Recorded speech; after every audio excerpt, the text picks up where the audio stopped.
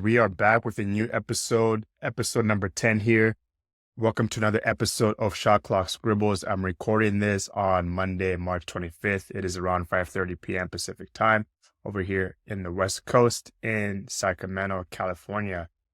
So I have been in a slump, but I am back with a vengeance. Today actually marks the celebratory 10th episode in this edition, where we'll be diving into the Milwaukee Bucks, since I have been going to their last couple games against the Lakers, against the Clippers, and against the Sacramento Kings a couple weeks ago here.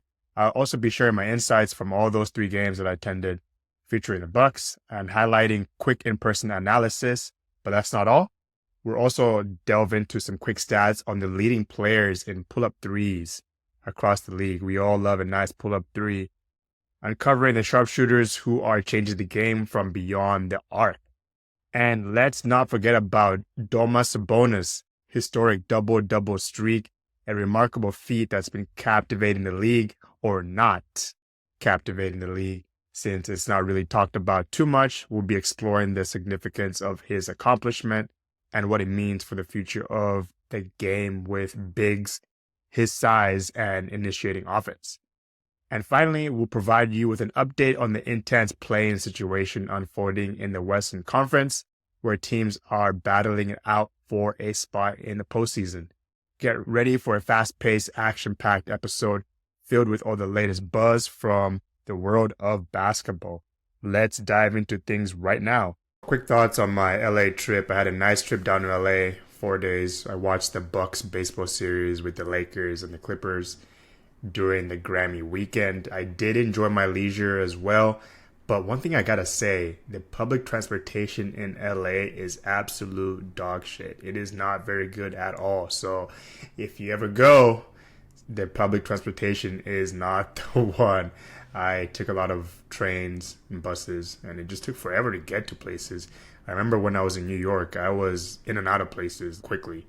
And that's one thing I wish LA had. It's so big, such a diverse crowd. Love the energy that LA brings. And I definitely enjoyed my time. I stayed in West Hollywood, which was staying down the street from the Dolby Theater where the Oscars taped.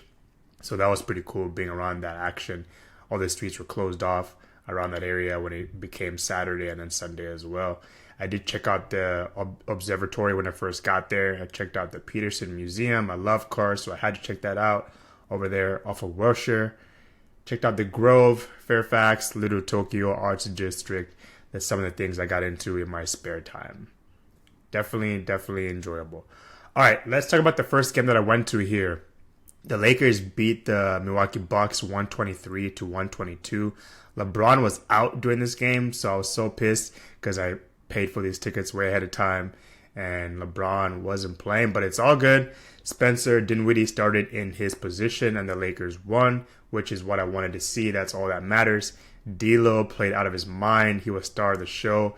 He had 44 points in this one. He was just going berserk from deep. AD was also good in this game with the absence of LeBron. He had a very aggressive game, and he continues to show the league that he needs to be considered as a defensive player of the year candidate for sure.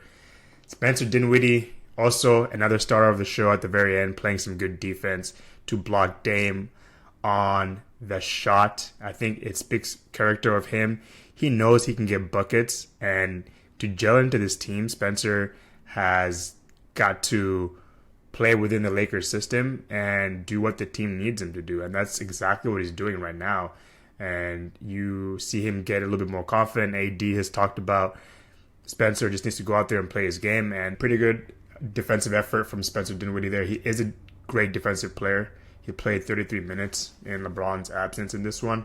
Quick box score here. Rui Hachimura had 12 points. I actually watched him shoot before the game. Him and Brook Lopez were putting up shots before the game, but Rui ended up with 12 points in this one. He went 1 out of 6 from 3, but he really struggled to shoot the ball in this one.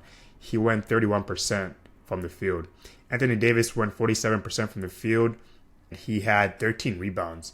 Austin Reeves, 18 points, 7 for 12 from the field, 2 out of 5 from 3. Not great, 40% there. But the big star of the show this night belonged to D'Angelo Russell. 17 for 25 from the field, 68%. 9 from 12 from the three-point range, 75%. And he was a +1. Great game from D'Angelo, being attack-minded. Got to get his, and he definitely did that. And he was very efficient in doing so. So love to see that.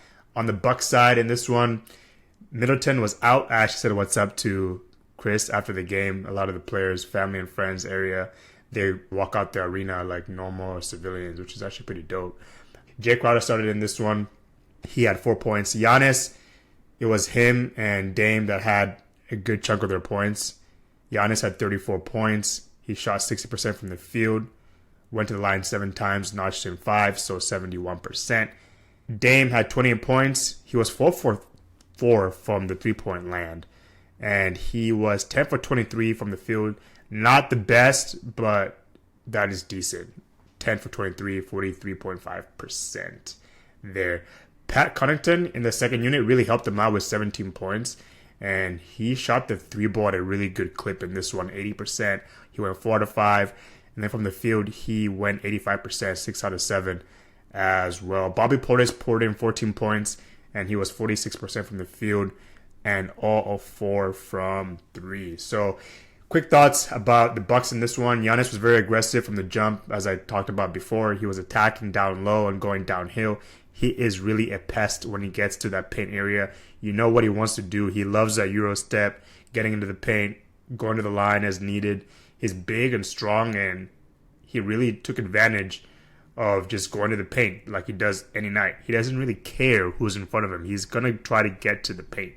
He's added a lot more muscle than when he first came into the league, and he continues to be my MVP. A lot of the possessions were focused around Dame and Giannis. Beasley shot the ball decently in this one. I didn't even talk about him earlier, but he had 11 points. He went 44% from 3 and 41.7% from the field. Did Beasley. He continues to impress me with his three-point ball this year, and having Chris Middleton back, let's definitely see how this will affect him moving forward, because let's be honest, Chris Middleton has only played 46 games this season for the Bucks. He's been injured, so with him coming back as a small forward, Jay Crowder goes to the bench, giving the Bucks more versatility on the offensive end instead of mainly relying on defense from Jay Crowder. I have a few quick stats on the Bucks, and these are notes from the 11th, so take these with a grain of salt. The Bucks are now 7-1 this season when Dame and Giannis both go for 30 points. Giannis posted his career best 8th triple-double in this Friday's loss against the Lakers. It was his first since January 24th, my birthday, of course. He had 7 triple-doubles in 2020-2021 season. Another note, Milwaukee is allowing 109.8 points per game since Doc Rivers took over as their head coach, 9th in the NBA. They ranked 24th in the league prior to Rivers, 120.1 points per game. So essentially, Doc Rivers has made the Bucks a better defensive team. I think it helps having Patrick Beverley on the team as well. I wanted to shift gears and just talk about D'Lo's shooting chart during this game. He went 17 for 25 from the field, 68%. A lot of threes he put up in this one and made majority of them. Since he's a left-handed shooter, he tends to lean a little bit more towards his left side of the arc in this game. That's where a lot of his threes came from, in that area.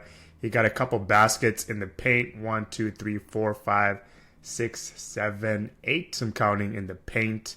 So he did look to be aggressive. He didn't really shoot any corner threes in this one. He typically does like the corner three, but he doesn't shoot any at all in this game. Other quick stats about this game. The Lakers shot 47 from 3, which they have been actually getting better on the three-point ball as the season goes by. There's 5 or 6 players from the Lakers right now shooting over 40%, which is just amazing because they were not shooting the three-point shot at a high clip in the beginning of the season. They have ramped up and gotten better there. The Bucks were really good at the free throw. They went 82.4% in this one. And also they were a better defensive team as far as rebounding. 43 rebounds to the Lakers 38. Both teams did not really turn over the ball very much at all. 6 turnovers for the Bucks and 5 for the Lakers. As far as leaders for this game, Giannis had 34. D'Lo had 44 points. Rebounds, Giannis had 14. Of course, he had that triple-double.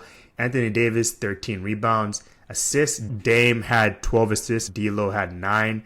That's a nice stat from Dame having 12 assists. You don't really see Damian Lillard having double digits in assists very much. He is a shoot-first guard. But moving on to blocks, Anthony Davis had 3. Brook Lopez had 1. I wanted to give out my thoughts on the arena, Crypto.com arena, formerly known as Staples. So a couple things. The seats need renovation, man. I was sitting in the nosebleeds up there in the upper level, and I was sitting in a seat that was kind of like torn. They need to invest in better seats. That's just simple as that. They had a really nice intro. I really liked the intro from the Lakers during this game. I was pretty close to it, where they have a banner and they have a video playing on that banner with images on there. I thought that was pretty neat. I haven't seen that at any NBA game just yet. So I do like their intro. If you haven't seen it, maybe just look it up on YouTube or something, or just go to a game. Another thing is it was pretty accessible all around. Love to see all the banners that the Lakers have won in the past and all the other banners in there as far as musicians and the LA Kings in that arena. I was so happy to be in the arena. You guys don't know, I was like a kid in a candy store being there because I've witnessed so much history, and my favorite player, Kobe Bryant, was a Lakers player, and he played right there at home. I was very happy to be at this game. I really wish you guys would have seen my face, man. I was just smiling the whole fucking entire time. It was amazing. Set up there at nosebleeds, honestly, 200 a pop. But hey, it's Crypto.com arena. It's the Lakers. Fans are out. The stars are out. Like, it's a good time, and I definitely had the time of my life, and I'm so glad I got to go to my first Lakers game there in LA. All right, let's shift the focus now to the Clippers and Bucks on Sunday. Bucks won that one 124 to 117. I did go to this game. A few quick thoughts here. PG and Kawhi were out in this one, so it was a time for the Bucks to feast. And they did just that. They feasted for sure. Dame and Giannis with a 30-piece as the Clippers rallied late behind the efforts of Norman Powell, who looked to get his shot. 43% from the field. Shot the 3-ball at only a 21% clip. A couple other notable things during this game. Dame scored 16 of his game-high 35 points. He was 7 for 13 from 3 in the fourth quarter, while Giannis added 34 points. Both Milwaukee All-Stars posted double-doubles with assists with 11 and 10, respectively. No other Buck had more than 2 helpers in the contest out of 28 total, which is pretty remarkable, honestly. Another thing is the Bucks took advantage of the Clippers being without their all-star duo of Paul George and Kawhi Leonard, in addition to Russell Westbrook here. We talked about quick numbers from the Bucks. On the Clipper side, Norman Powell was the one that was leading the charge, as mentioned. Terrence Mann poured in 16 points. Zoo had 18 points. Amir Coffey had 16 points. I thought James Harden, in my quick thoughts here, James Harden was passive in this game. He only had 13 points during this back-to-back, and it was a day game, started at noon, and he only had 13 points, and he really did not shoot the ball good at all. In fact, he was a 31%, 5 out of 16. He was 31% from the field, 5 for 16 from three-point. He was 16%, 1 out of 6. So atrocious numbers there, James. I'm sure you already flushed that game out a long time ago here, but that is not one of your best games in a Clippers uniform. But hey, I get it. These types of games do happen. You are human just like any other person out there, and this does happen to the best of them. Amir Coffey is a player I actually really like, and he has a lot of potential given some more development and given some more minutes. Heard me talk about the Clippers and what I think about them. Championship or bust for them in my eyes. PJ Tucker got inserted into the starting lineup, and he didn't shoot the ball great in this game. He's not really out there for offense. He's mainly out there for defense. But as far as his quick numbers, He was 3 out of 9 from the field and 1 out of 6 from 3. There, 7 points. But we all know he's a defensive player, right? But I did have a good time watching this game. I did see how they put the Clippers banners over the Lakers banners. That's something that Doc and all them started several years back. And I applaud the efforts. Once they move on to their new arena, that's going to not be there anymore. Obviously, the Lakers banners are always going to remain on there. So those are my quick thoughts about the game. Basically, Dame and Giannis just feasted and they went to work. And it was a relatively easy win for them.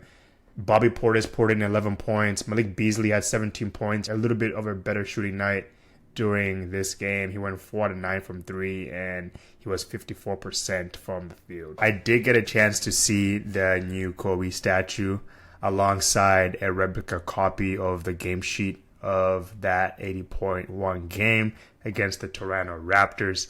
It was pretty impressive to see. I love to see all the accolades that Kobe had under him in the statue. There were some notable mistakes. I didn't actually catch him in person. They were slim, but on the replica copy of the game sheet, basically the spelling was incorrect. It's going to be the thing where they're going to just need to go back and just edit that and fix it. It shouldn't be that much of a big concern, but it was pretty dope to see my favorite player of all time get a statue outside of Crypto.com Arena. So yeah, a little quick side note. As we take a left turn here, we're going to talk about the Sacramento Kings versus the Milwaukee Bucks. Kings won this one 129-94. They hold the Bucks under 100 points. Quick couple notes about the Sacramento Kings is their starting lineup has not been getting it done defensively. The Kings defense has struggled since the All-Star break, and their regular starting five has been reflective of their defensive issues post-break. The lineup of Fox, Sabonis, Harrison Barnes, Keegan Murray, and Kevin Huerter are all getting outscored by 1.9 points per 100 possessions since the All-Star break. The big reason for that is that they are allowing nearly 120 points per 100 possessions when they are on the court since the break. The big news most recently today, Kevin Huerter is out for the rest of the season. So what that probably means for the Kings is Keon Ellis will move into that starting spot, and he has earned it coming all the way from the G League, and he has been a great asset for the Kings on the defensive end, but also on the offensive end as well. I believe he had the most points in his career, 19 points against the Magic the other night. Don't quote me on that, but I think that is accurate. Their net efficiency before the All-Star game was a plus 7.2. Their defensive efficiency was 113.9, and their offensive effective field goal percentage was 57.7. Opponent turnover percentage was 14.2. Post All-Star break continues to remain a concern. Points 109.9, and their net efficiency is 1.9. You definitely do not want to be in the negative in that category. Offensive effective field goal percentage has been 61.9, so not getting it done on the defensive end here. Opponent's turnover percentage 11.2%. I've talked about this on this podcast before that the Kings need help down low because they allow their opponent to score way too many points in the paint. So numbers here.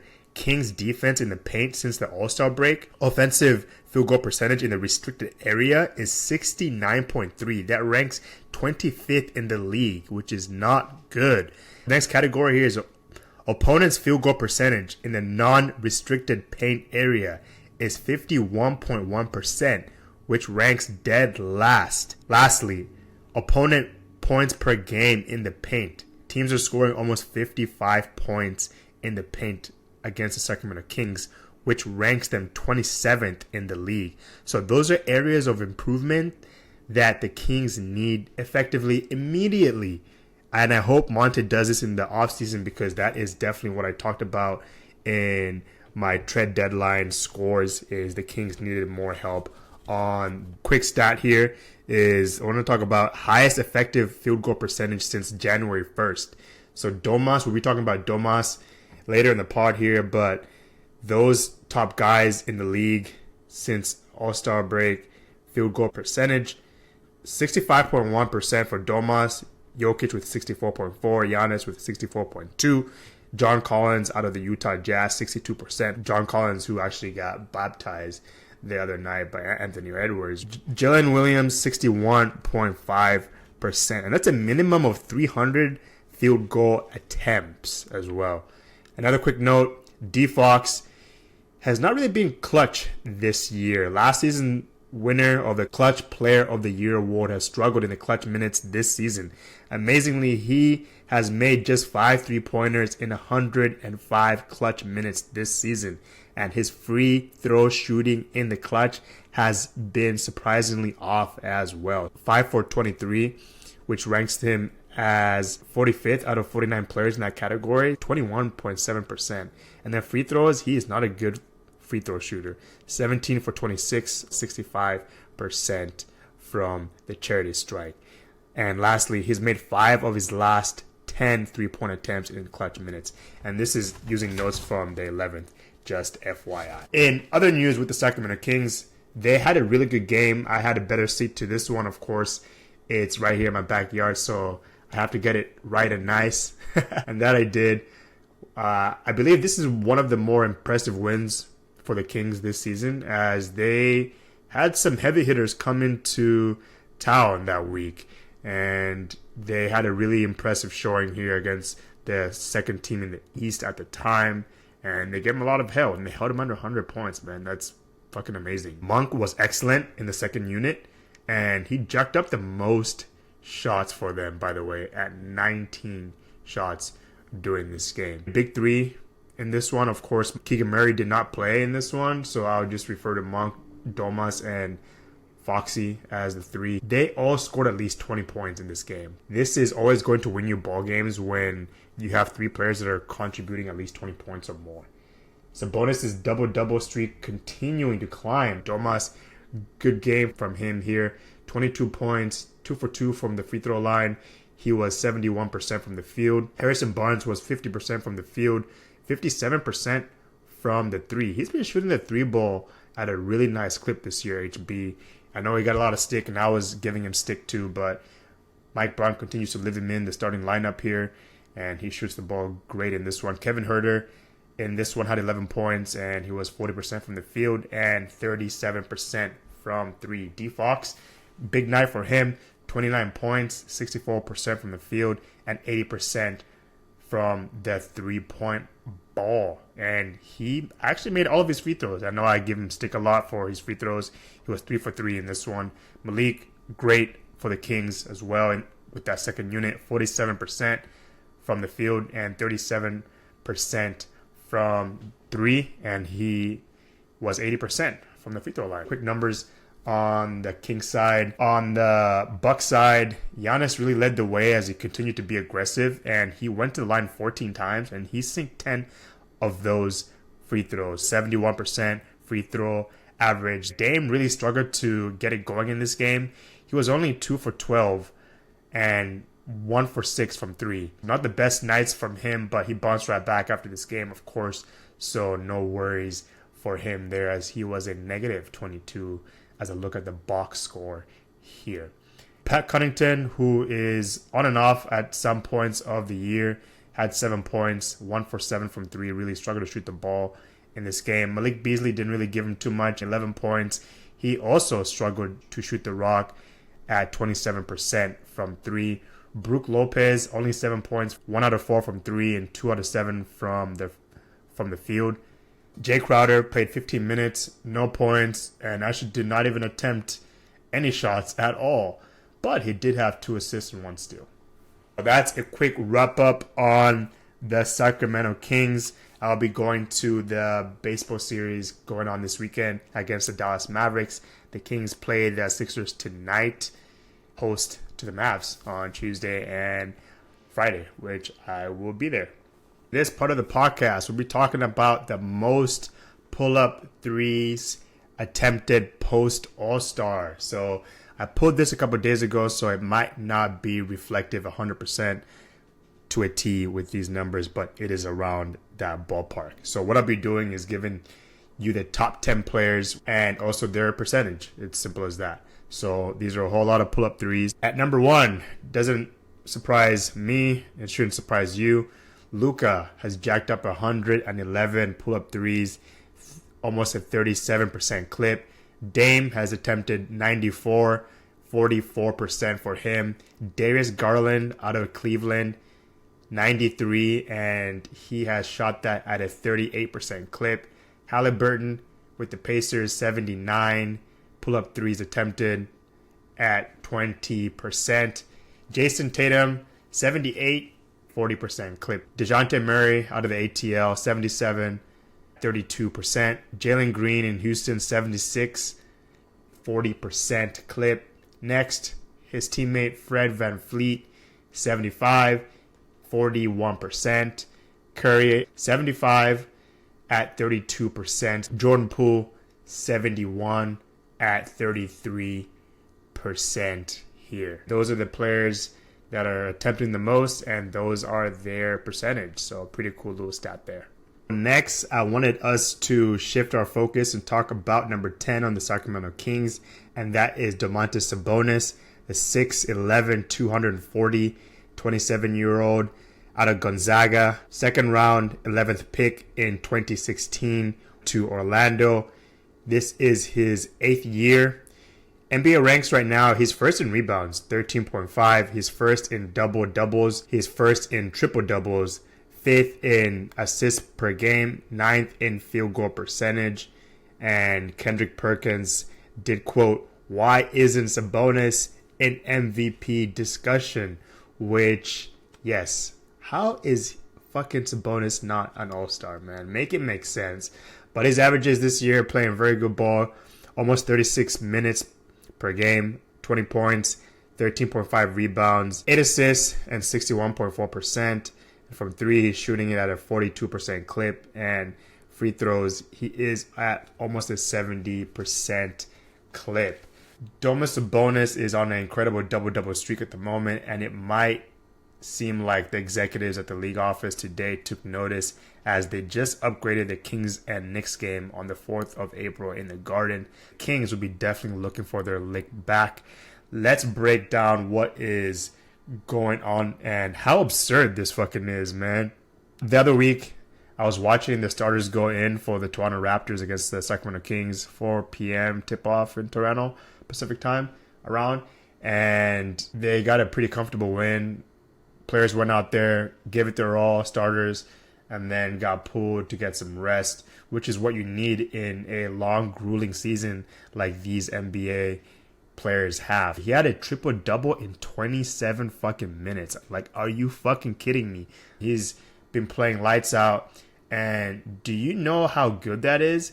Totally crazy how he didn't get that all-star nod. You guys remember I had him over Fox if it was to choose one of the Kings at the time, and I stand on that because he affects the game in so many ways. All the DHO action, he is similar to Draymond out in the Golden State, where Steph and Fox are the point guards, of course, but these guys are score-first guards, since they're not true point guards in this day and age right now, which is a shame. But the game gets revolutionized after so odd years, thanks to the chef in this case, who is making the three-point ball a must for every team. And if you're a big man, you know what? You got to be able to shoot the three. Otherwise, you know what? You will not last very long in this league if you cannot shoot that three-point ball. I'm looking at this graphic here. The longest single-season double-double streak in NBA history. I'll be reading off some players. A lot of these players is a lot of Laker greats. He joins elite company alongside Moses, Kevin, and Walter. I'll be talking about that right now. Players that are on this list, at the very top, Wilt Chamberlain, 81. Wilt Chamberlain again, 80. Again, 80. And then 79. Walt Bellamy in 1961 and 1962, 79 games. Wilt again, 79. Elgin Baylor, 70 times. Again, 66. Elvin Hayes in the 68-69 season, 60. Wilt again, 56. Elvin Hayes again in 1973 to 1974. He had 55 during that season. Domas right now has 53. Kevin Love is the last player that did it in 2018 10, 2011 with 53. Wilt again continues to be on the list, 52. Kareem, 51. Moses Malone with 50. So that is elite company for number 10 on the Sacramento Kings. And another graphic that I have up here is the longest single season double-double streaks since the merger. The merger happened in 1976. Right now, he is tied with Kevin Love at 53. Next on the list, Moses Malone with 50 games. Moses again, 44 games. Russell Westbrook in that great year in 2020, 2021, 36.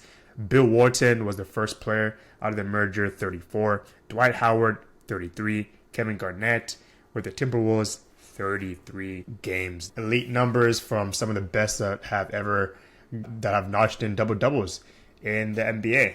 I thought that was pretty cool. I saw that. I was like, you know what? Let me give this to my listeners. I thought that was pretty cool. So a lot of people are sleeping on Domas Sabonis out here in Sacramento, but he means business, as the kids like to say. He's standing on business. Next, I wanted for us to talk about the West play-in scenario as it stands. I wanted to follow up on that. A couple pods ago, I had a prediction of the Mavericks at 6, Lakers at 7, Kings at 8, Suns at 9, and Warriors at 10. The play-in situation would be the Suns versus the Lakers, and I picked the Lakers to win that game out of that matchup. So, update on the 14th of March on my Instagram. If you're not following me by now, make sure you do so. Shot Clock Scribbles podcast. I had the Kings at number 6, Mavs at 7, Lakers at 8, Warriors at 9, Suns in the 10th spot. How have we been doing since then? I keep my list pretty much the same for 9 and 10, Warriors and the Suns. If anything, what we'll see move is 6, 7, and 8. I'm still keeping my picks, but the Warriors and the Lakers better watch out for the Houston Rockets right now, as they are in their 11th position and really banging on the door to try to get into the play-in game. What you can hope for is a few bad games from the Dubs and the Lakers and a few wins, and you make this thing interesting, really, moving forward. That's also why I don't want to watch players at the end of this season miss games, especially in the West. It's like, yo, this is not Boston where you have pretty much won first place in the conference. This is the Wild West. You're not solidified as a number one as Boston in the East. Every game matters for these teams in the West that are still in the race. And tiebreakers could be very important as well, especially for this baseball series between the Mavericks and the Kings coming up here at home, which I will be at and will report to you guys when I come back after those games. Let's look at the live play-in situation. I just grabbed this earlier today before all the games, so take it with a grain of salt. So right now, the Nuggets would play the 8th seed as their first in the West right now. Clippers and Pelicans would be the next matchup. Timberwolves and Suns. Thunder versus the 7th seed. The play-in situation which gets interesting. The Lakers and the Warriors right now and at 9 and 10. The winner of that would play the loser of the Kings and the Mavericks on the other end. So that's what that matchup looks like. As I said before, the Suns have the hardest schedule out of those teams. So 6 through 10 there. I believe the Suns are going to slip up, and that gives other chances for these other teams to make their way in there. The Lakers, they're going to need a good stretch of games and hope for the Mavs and the Kings to really slip up. Anthony Davis was just recently named Player of the Week after Jalen Green had the honors of that last week. By the way, AD is putting together a stellar season. So, press release today out of El Segundo, Lakers forward Anthony Davis has been named NBA Western Conference Player of the Week for games played from Monday, March 18th to Sunday, March 24th. Quick paragraph for you guys here. Davis guided the Purple and Gold to a perfect 3-0 week with 3 20-point, 15 rebound double-doubles. On the week, that 31-year-old averaged 27 points. He was 68% from the field, 50% from 3, and 72% from the free throw. 16 rebounds, 4 assists, 1 steal, and 2 blocks as the Lakers earned home victories over Atlanta, Philly, and Indiana. Moving on now to the Mavs. The Mavs really can lead this thing in the pack and get in that sixth position. They are also playing some pretty good ball right now. Kyrie Irving and Luka playing amazing ball. By the way, they were saying that matchup with those two guys on the same team, primary ball handlers, they couldn't really coexist. How is that shaping up now? Those guys have been playing pretty good basketball. Moving on now to the Warriors. The Warriors have work to do, and I'm afraid, honestly, guys, that it's not looking good for them. You probably play the play-in and get bounced out, if anything. But hey, when you have 30 on your team, anything is fucking possible. That's what I say, and that's what I stand on. Anytime you have Steph Curry on your team, you have a motherfucking chance to win, because you know what? That boy is crazy, lights out good, and one of the best players to ever play, if not the best point guard ever. Speaking of the Warriors, Draymond had some words for the Warriors' bad play and what he thinks about the Rockets post-game yesterday. Quote unquote, "I don't think we have great habits. We're a very quiet team. I don't give a damn about the Rockets." Close quotes. That's what Draymond had to say after the loss last night. My thoughts? You better be hoping the Rockets go on a skid here, because they're knocking on the door and they might get in, especially with some bad play from these teams that are ahead of them. And speaking of the Rockets, actually, here's their schedule right now until April 4th. They play the Blazers tonight. They're actually playing right now. Then they play the Thunder. Then they play the Jazz, Mavericks, Timberwolves, and then the Warriors. That is their schedule up until the 4th. Winnable games there. Only have two teams that are below 500, so the schedule gets a little bit harder for them during this stretch, and it's going to be a telling sign of where they're going to be at as far as the standings. Bill Simmons had something interesting to say about Jalen Green, who's been playing the best ball of his career right now. And it's also worthwhile to note that what he mentioned in this is comparing him basically to Kobe.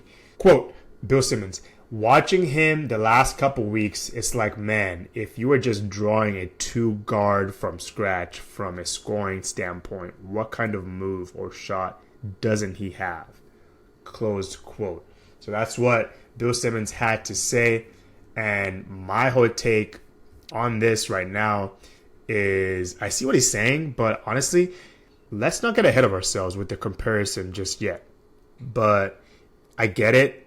Players nowadays are always pinned up against other greats that have came before them, and I get the logical idea about that, but from the competitive aspect, totally understand.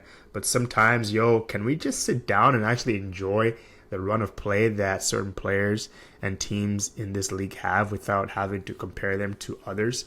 We do this way too fucking much, man. That's my thought of the day here, is we do this way too much. Let's just appreciate greatness. Like Anthony Edwards, stop comparing him to Michael Jordan. He's a different player, different age, totally different generations. Let's just enjoy the basketball while we have it. That's my 2 cents about that. We're coming towards the end of the podcast today. I know I've had a lot of things to say. The last thing I wanted to talk about here was a follow-up on my thoughts about Steve Kerr giving some rest to Steph. This just came out today, this quote.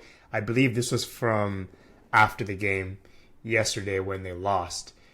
Quote from Steve Kerr, "We can't expect to just ride Steph. We've put the burden of this franchise on his shoulders for 15 years. If you want to say that him playing 30 minutes instead of 32 is a difference in a win and loss, I totally disagree with that." Closed quote via Kendra Andrews out of the Bay. All right, so that's that quote. And you guys remember I did have something to say where I said before that road trip going to New York and Boston in their notable games that he needs to rest Steph. And I still stand on that. I hate to break it to you, Steve, but 128 minutes over a 64-game stretch could definitely help Steph. And I mean, for me, it's been about giving him a rest here and there, especially against below 500 teams. Go ahead and give him his rest then. He recently played him the other night against a top-tier team in the West. I just think that you need to give Steph some rest at some point. I get that you need every single win, but at some time, the wheels start to fall off, man. And we're towards the end of this dynasty with the Warriors here, and you got to give your star some rest, man. He played in the All-Star weekend. He had that competition, and he also played in the game on Sunday. Is he leaving him out there because he realistically thinks that they can get out of the play-in situation and just throwing a Hail Mary here? I don't know, but I'll leave you guys to discuss that. Put that in the comments. What do you guys think about Steve Kerr not resting Steph Curry? Is that going to be a liability or an asset? What do you guys think? Just to close out this pod here, I just wanted to say thank you for listening to the very end of this. I love you guys. Appreciate you guys listening to this 10th episode. So I'm definitely going to celebrate doing this because it is not fucking easy doing this all on your own, especially. And I will be going to Sacramento Kings game tomorrow night against the Mavericks, and then again on Friday against the Mavericks again. So basketball in my future here. I did also go to the Stockton Kings game, which I'll talk about at another podcast because we don't really have time. I've gone a little bit long on this pod. So make sure you guys subscribe. Shot Clock Scribbles on YouTube, Instagram, Amazon, wherever you guys get your podcasts, Spotify, on all your platforms. Make sure you guys follow me, subscribe, and make sure you guys refer me to somebody you think might want to listen to this podcast. All right, that's it for me. Cheers.